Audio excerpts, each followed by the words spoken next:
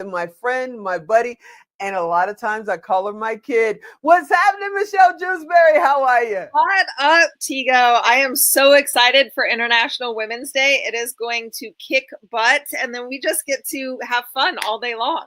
We get to have fun all day long, and we're going to do it kind of like a telethon because we want to support what you're doing with Unsilenced Voices. So people will be able to support, find out more information, make donations. As we're interviewing, I think it's 24 women all day long. It's going to be absolutely amazing. Thanks for saying yes. Did you know it was going to be 9 hours of your life? No, actually, I did not. I just found that out during our mastermind, and I was like, okay, got it. I got to prepare a little bit, but it's going to be wonderful. We do our own summits and last 6 hours, so just tack on 3 more. I think we'll be okay, Tigo. Oh, we'll be fine. We'll be fine. Can you please share? Because I know it is 6 o'clock here, it's 9 o'clock there, and you said, yep, I'll jump on for a few minutes. Can you please share what Unsilenced Voices is and why Unsilenced Voices is? Yeah, of course. Thank you so much, Tigo. And Alan, I know you brought Alan up earlier as well. So, Unsilenced Voices is a nonprofit organization that combats domestic violence, sexual abuse, and human trafficking on a global scale. So, the bulk of our programming is in West Africa, Sierra Leone. We've done work in Ghana and Rwanda, and of course, also the United States. We have big goals for 2025. Our goal is to build a vocational training center with housing in Sierra Leone and start our initiative in the United States to build a day center with wraparound services. So we definitely need all the help that we can get. So if you're watching, you feel compelled, it is a great organization to be a part of. We were established in 2017 and still going strong. And the reason why Unsilenced Voices, well, Tigo, as you know, portion of my story, I was myself caught in a horrible relationship and I escaped, began to document that story, and wrote and performed a 65-minute solo play about my experience in 2016 at the Whitefire Solo Fest and the Hollywood Fringe Festival in California. And when I performed on stage, people came up to me and started telling me their stories. And that's when I looked up and I said, okay, God, I hear you. What do you want me to do now? And for those of you listening, that's what's so important, because oftentimes we brush off our stories like we're just fine, or we hear a calling, but we're like, no, I don't think I'm going to do that.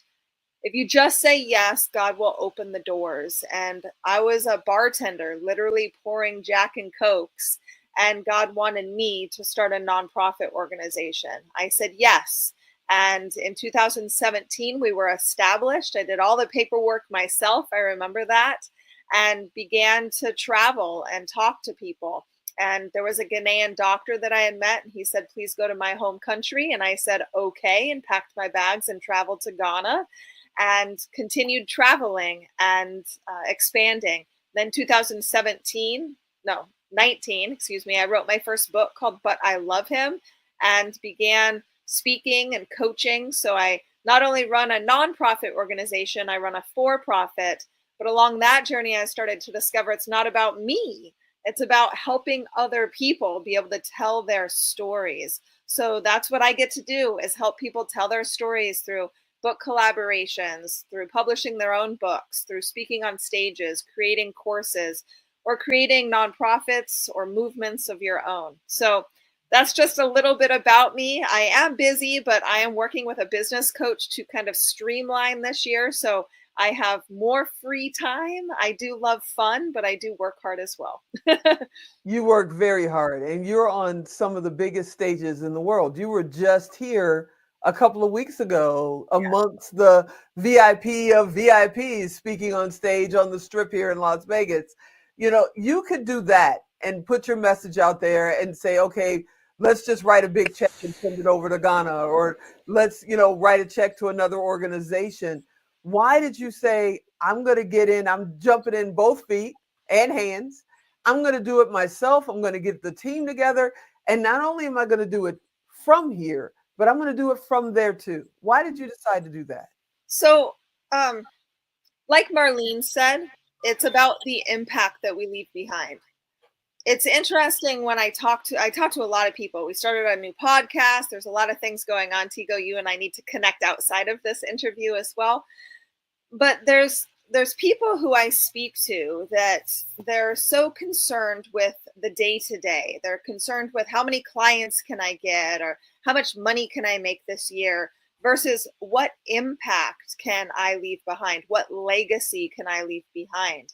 And I think that our social currency is the future, and that social impact is the currency of the future. And what is your social impact? So for me, I knew that I have a big mouth and I can speak loudly. You can laugh at that, but I speak loudly, and I am bold, and I say things that oftentimes people do not.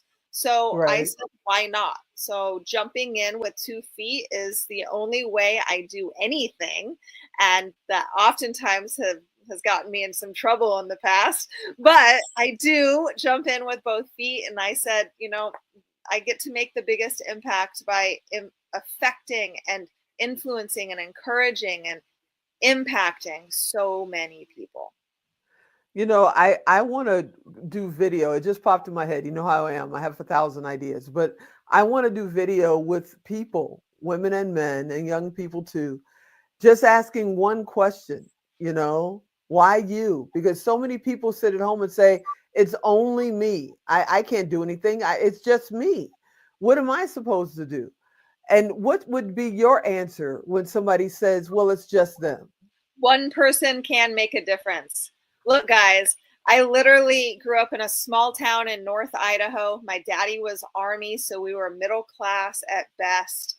Moved around my whole life. I excelled in high school in academics, but I was a partier. I was an alternative cheerleader. Didn't really have a lot of friends in school. Ate lunch by myself often. And I just kept going. Every dream or vision that I've ever wanted, I went after, like moving to Hollywood, California to pursue an acting career. And then ended up meeting this guy, and I fell back on acting and fell back on bartending and got myself in even more trouble. But that's a whole other conversation.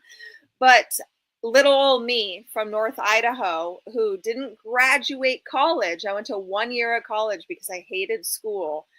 I now get to run a 6 going on 7-figure nonprofit and a 6 going on 7-figure business. And if I can do it, you can do it too. Absolutely. The one thing people may look at you, and when you come to an event, you are polished. You are very good at what you do, especially when you're about to take that stage. Now, when you get off the stage, we get silly and have a good time. But Yeah. when you got to go up there, it's like you get that look on your face. Tigo, I'm going on stage next. Give me a minute. And people may look at you and say, she's never had a bad day in her life. Yeah, she was an Army brat. Who cares? Blah, blah, blah. But you have dealt with many tragedies recently. You live in Florida along with Fabulous Camille. You guys went through not one, but 2 hurricanes. Mm-hmm. And still, you're both out there doing what you do, affecting the community, traveling. And I believe you did a little couch surfing in between all that because you got displaced. I'm still couch surfing, Tigo. Wow. So if I took off the screen, then you would see boxes behind me. I am staying with a friend of mine. She is gracious enough to give me a couple of rooms in her house. So one room I sleep in, the other room all of my stuff is in, boxed up. So it's very interesting. And I've never gone through a hurricane before. We had 6.5 feet of storm surge. I was on the bottom floor in Davis Islands in Tampa. So we got it really bad with Helene. And I was devastated, threw away lots and lots of things. I kept all my clothes, but threw away shoes, furniture, business stuff, books, memorabilia from my mom and dad. My mom passed in 2019 and my daddy passed in 2015. And I was very close to both of them. So lost some things with that. So we all go through adversity. That's what Tigo is trying to say. All of us go through adversity. I go through bad days. I go through imposter syndrome all the time. It's one of the biggest battles that I have. At first, it was am I good enough to generate an income. And now I feel better there, but now it's like, am I good enough in general just to take that stage or be that influencer? We all go through imposter syndrome, and we Yeah, just you're have to preaching to the fight choir. through that, right? And, yes, it was a really awful end of 2024, but your circumstances are only dictated by how we react to them. So if I was going to stay trapped in, oh my gosh, why me? How is this happening? Then I wouldn't be able to move forward. So it's the reaction, be like, okay, this is life. This happened. Now what am I going to do in spite of or because of? And man, I fought FEMA. I fought the SBA. Things have gone through well, thank God. But I was on top of it, right? You just stay on top of the things that you're supposed to stay on top of. And my business coach is on my butt like white on rice right now, which is really good. But we really need to streamline, because Michelle likes to go every direction.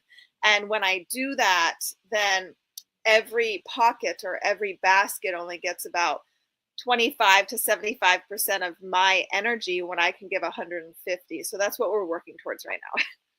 You're the best. What's coming up for you in the first quarter? I'm not even going to ask the whole year because I know it's packed. So what's coming up in the first quarter? Well, let's see. First quarter. In a week and a half, I'm speaking at PodFest, which is in Orlando, and I'm hosting a panel about telling your story. So that's going to happen January 16th, 17th, and 18th. I may be going to the Lee Steinberg Super Bowl party in New Orleans. I have not decided yet, because I was invited to Dubai the end of February to be a part of a mastermind with Joseph Ortega. Because of me meeting Joseph Ortega, and if you don't know him, ladies and gentlemen, please go on Facebook and follow him. He's huge in econ. He is just a huge influencer, and he's a huge believer in Jesus Christ. And he's going to help us raise a lot of money for Unsilenced Voices, along with some other people that I was able to meet last year, like John Stewart, and a handful of others because of Todd Alt and some of these higher influential, awesome individuals.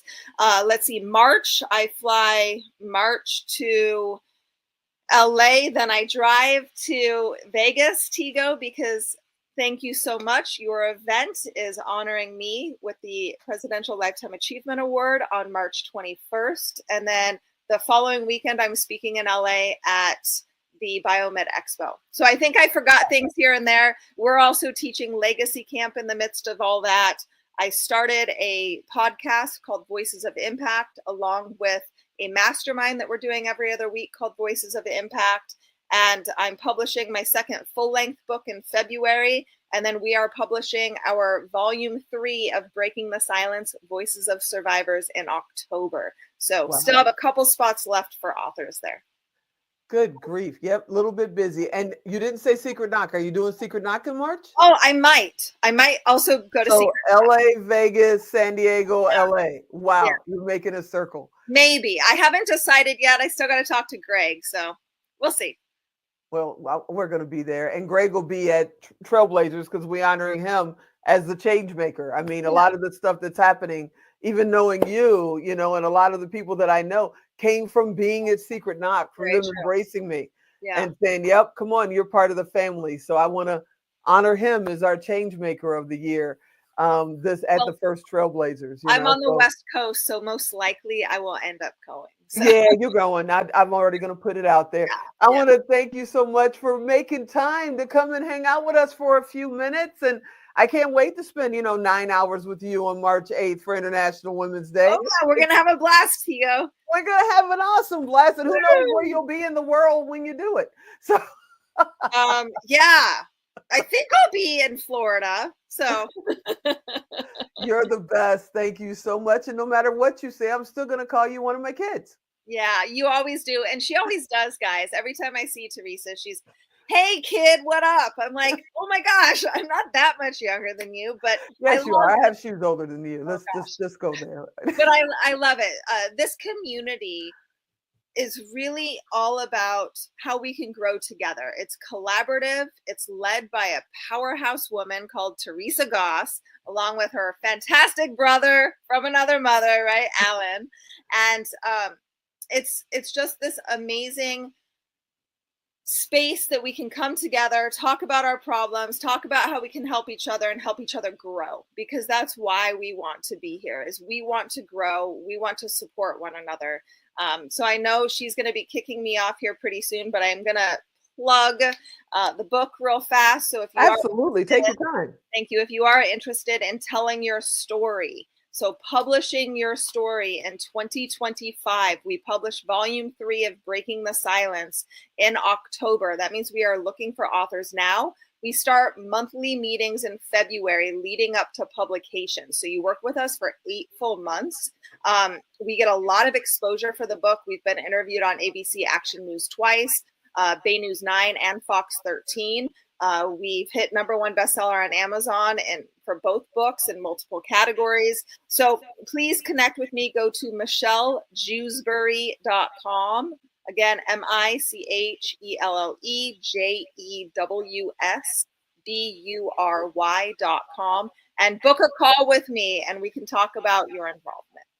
Absolutely. And if you guys are driving, don't call me and say, well, what did she say? For anybody that you've heard today, including my kid, Michelle Jewsbury, you can just go to now4.life. They're all members. Click on their name. Their information is there. Reach out to them and say, hey, we saw you on the Member Summit. I want to know more about the book.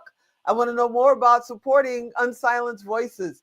And she hasn't talked to me about the book. We have catching up to do. We have a lot of catching up to do, Tigo. You're the best. Thank you so much for hanging out with me today. Thank you very, very much. Bye, guys. Bye-bye.